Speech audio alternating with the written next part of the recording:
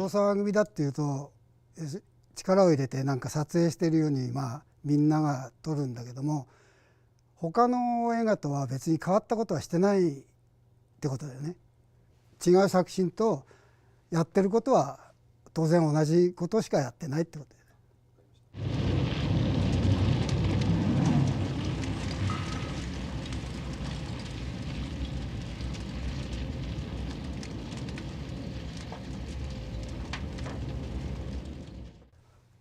黒沢さんが絵コンテって皆さんよく見た絵コンテがあると思うんだけども、それを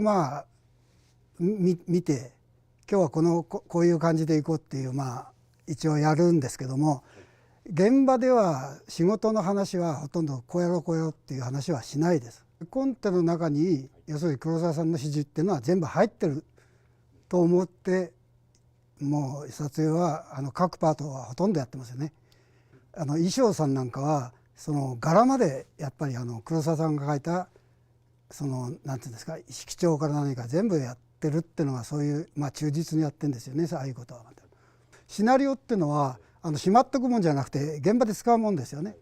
だから自分のパートで、衣装なら衣装の人とか、やっぱりここはこういうことを着せようとかってやっぱり自分で考えて、やっぱりその黒沢さんと相談すると、ああそれがいいねっていうのもあるし、その前に黒沢さんは俺はこういう色がいいんだっていうのをまたあって、それが一緒になって、だから和田さんなんかはそういうことでものすごく苦労してるわけですよ。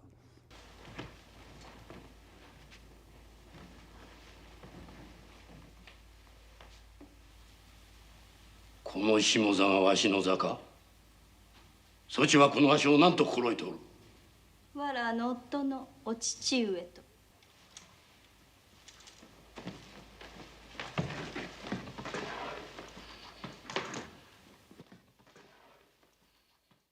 そのシーンの主役があるはずなんですよ、台本っていうのは。それであるシーンが来ると家来が主役の時もあるわけですよ。だからそういう人たちを今度狙うためには要するに中台さんが殿様がいて、それを訴える人がいる場合は2台で狙えば一番簡単に取れるわけですよね、2人だから。ところが3人か4人出てくると今度はその数だけまた増やして取らないと今度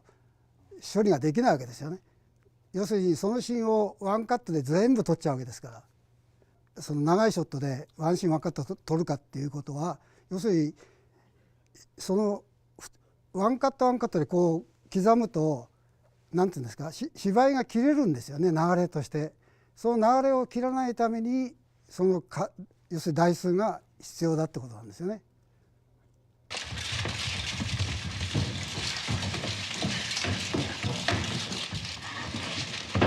明治でよくも殿をたぶらかし無用の策を浪して一文字家を滅ぼしたな。今こそ思い知ったか、女の知恵の浅はかさを。浅はかではありませぬ。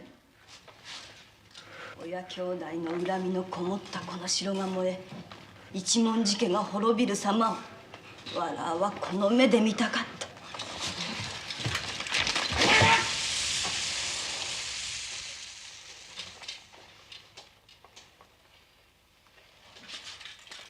一番最後の方に次郎が首を切られるところありますよね、座敷で。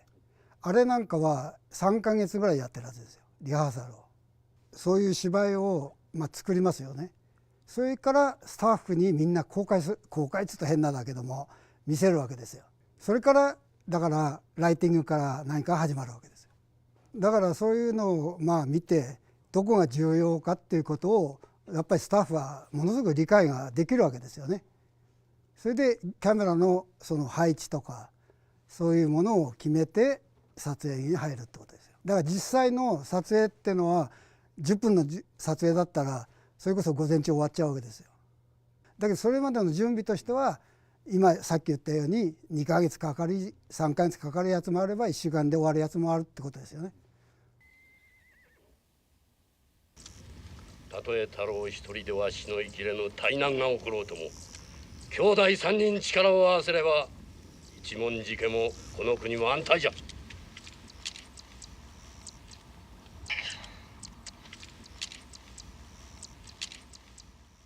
結局は三兄弟の色ってのは原色なんですよね。三原色なんです。黒澤の映画っていうのは要するに何て言うんですか、カラー色彩映画なんですよね。それでだから色を強調して、だから夜でも暗い夜じゃなくて青い夜にするとかね、そういう色彩で表現するっていうのはかなり多いんですよね。普通のレフ板がありますよね。それにビニールを貼るわけです。透明のビニールを。それで自分の好きな色を今度マジックで塗るわけですよ。赤とか青とか。それでその赤い反射を出すとかっていうことはもうしょっちゅうやってましたね。だからそれはラーメン屋なんかの合戦屋なんかでも二郎の軍は赤、それで三郎の軍は青っていうのはそういうレフを利用してるはずですよ。いやだけど久しぶりに乱を見て実際にはものすごい綺麗だなと、当人がそう思っちゃったぐらいだから、やっぱり全体が綺麗なんじゃないですかね。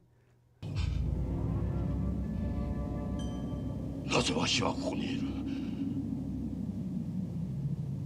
なぜ末がここにいる？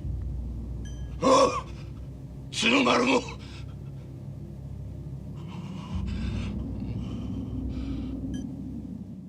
基本的に黒澤さんの映画っていうのはもちろん見てもらうと分かるんですけども、やっぱり自分の絵の中にあるものはみんな見せようって人なんですよね。だから要するに小津映画ですよ。小津さんは全部50ミリで撮るわけですよ。それでその中で小津さんじゃないけどもそのレンズの中で表現するわけですよね。そのレンズの、中っていうよりも映る範囲で表現するわけですよ。それこそ市民権、あれは全部広角で撮ってるんですよね。それはなぜかっていうと、主役が手前に置いてバックに全部いろんな場所を見せようかっていう効果が出るわけですよ。だからそれはさっき言った黒澤さんと一緒で、ピントが要するに映るものが全部合ってるっていうことは、やっぱり市民権でも全部バックから何かを見せたかったってことですよね。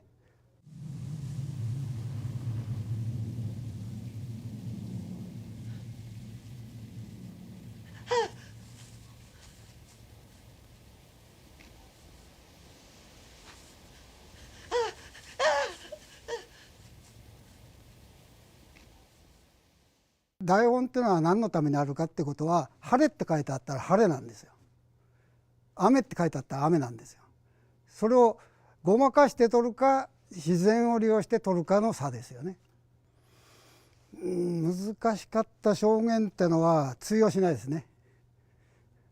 難しいからやめるとかってことじゃないから、要するにお金が普通の日本の映画よりは使ってるわけですよ。それと普通の映画、日本映画よりも時間も使ってるわけですよ。この時間とお金ですよね。だからお金だけが来てもやっぱり考える時間っていうのが必要だから、だからやっぱり時間っていうのが必要なんですよ。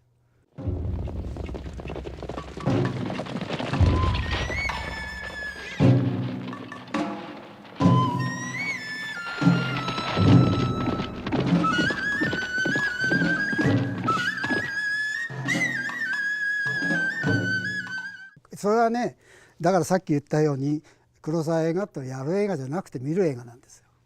それはね、いろいろ解釈がありますよ、皆さんはね。だから言っている意味が